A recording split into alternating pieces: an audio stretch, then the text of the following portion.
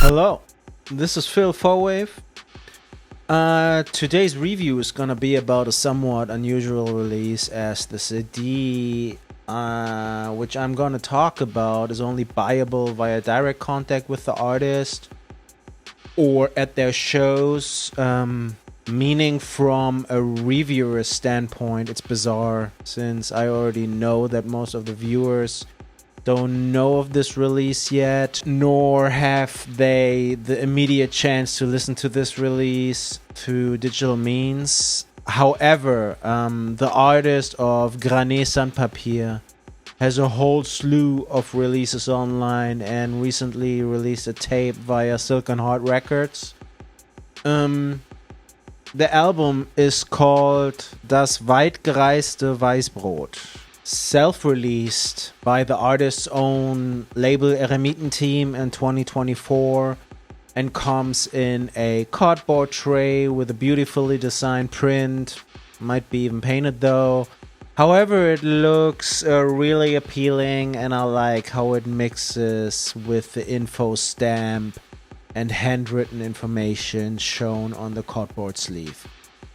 The CD packs 4 more or less lengthy tracks of concrete ambient performance and clocks in at about a good chunk over an hour. First piece on the CD, Concert for Farrell Kleingarten, high-speed tape dubbing rough mix.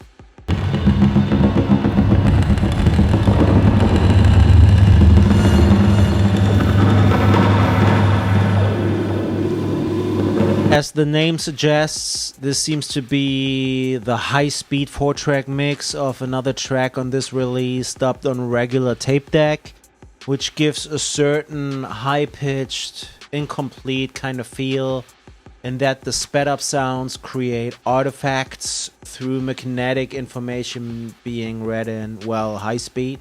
Building on top of a reverby ambient loop, there's various synth, feedback, and concrete sounds added and subtracted, which gives the first half of this piece a rather nervous, restless kind of feel, while portraying a very performed image, almost rehearsal-like. Like if the artist is just tuning into all the sounds and settings and were merely witnessing the process than really being immersed. The last third sees a radical shift in tone. The piece suddenly becomes pitch black. What seems like stringed guitars form a foreign, unknowable environment that seems so delicate and cerebral that it really jarred me the first time I heard it. It's ominous, yearning, very dynamic in vibe, with push and pulls in intensity instead of just droning out. The piece dissolves in an interestingly engaging manner, with sound splitting into very detailed fragments instead of using generic fades or reverbs. It's a very engaging piece for sounding so careless in the first 2/3, which is a difficult thing to nail. And it shows that the artist knows his craft really, really well. Second track, Concert for Tortured Environment.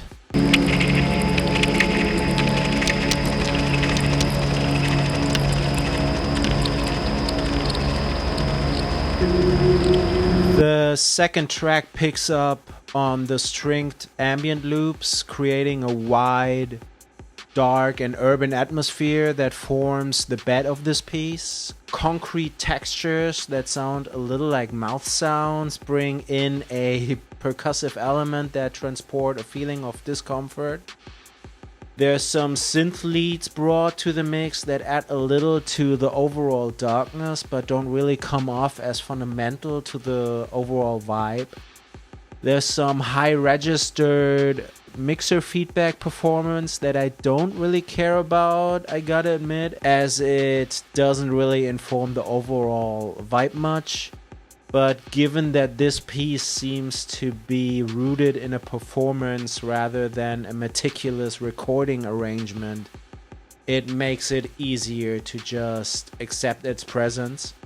Also, there's a dynamic, slow push and pull in intensity at times. The various elements this piece consists of take a step back, sometimes all at once, just to build up again. The overall vibe is very organic, only partly in its sounds, but more in the arrangement itself. It sounds like a living, breathing city through a gray, damp lens or sound filter. There's minimal change in sounds, as there's certainly some variety going on, but more in that they inform each other through the whole piece and stick together than creating a certain narrative arc by including radical changes in information or dynamics. Third piece on the CD, Concert for Tortured Environment, high-speed tape dubbing rough mix.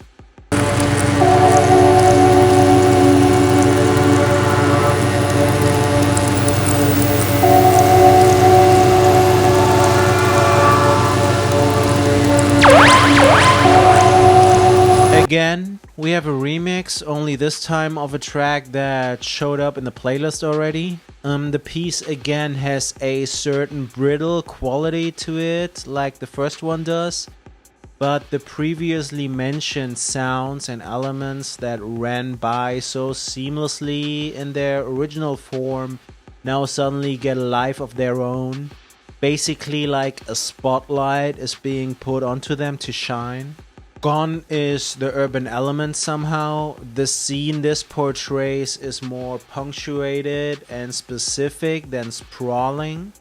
The attention of the listener is almost being steered by the sounds being somewhat crisp now.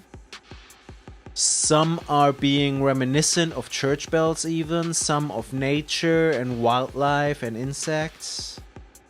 What felt more like a dream in the piece before now feels like a memory. Less surreal, but more like a fragmented scenery with a clear, straight path in the middle of it. It is a concept I've never experienced like that before, and I gotta compliment the artist for this rather unique concept.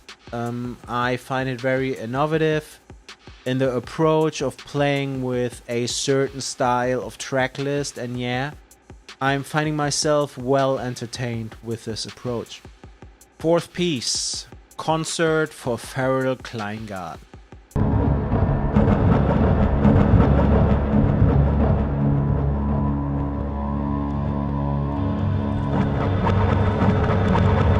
This piece is pure ambience that feels like it's happening right in my head, then coming through the speakers into my ears. It's a thick dirge of stringed, reverberating drones that create an unknowingly, deeply subconscious atmosphere. Echoing concrete noise comes in and out, builds up in intensity before fading into the void again. It has an unconscious atmosphere with a dark, oppressing blanket of sleep that weighs onto me, with various glimmers of echoey concrete noise shining through sporadically. This track could go on forever. It's mesmerizing, like I want to dive deeper into the atmosphere that it creates, which, while not being hostile, it feels like that I wouldn't be able to come back from the abyss that lies in this track. It's also by far mixed the most dynamically, in that the volume shifts are the most apparent here, though they happen very seamlessly and tastefully. General feeling. This is a very special release to me, as I haven't been zoning out to a CD like I did to this one in a long time. I wouldn't say it has perfect pacing, as 1 hour and 12 minutes is a big chunk of product, but for me personally, I loved it and it needed every minute to fold out completely in a way. When I say fold out completely, I don't mean that there's a certain concept that's only apparent when I got into the pieces to a certain degree, as there's not really a sonical concept or vibe. It's more a cerebral feeling and emotion that unfolded in me during these tracks that made me link certain memories, images, feelings to certain moments in these pieces. The release sounds very balanced and musical in mix, with the lows, mids and highs serving the pieces just right. Not much trickery or foolery by cranking certain frequencies. It also sounds very crisp and transparent, and only lo-fi in spirit, not in sound itself. The artist claims having this knack that they only release stuff digitally after the physical media is sold out, which is cool, but I hope that more people get the chance to listen to this, either by scoring a CD or when Graneg Sandpapier decides to upload das Weitgereiste Weißbrot. Until then, dear listener, why don't you check out his Bandcamp and buy the tape he recently released via Silkenheart. Thank you for watching, and thank you Graneg Sandpapier for this release.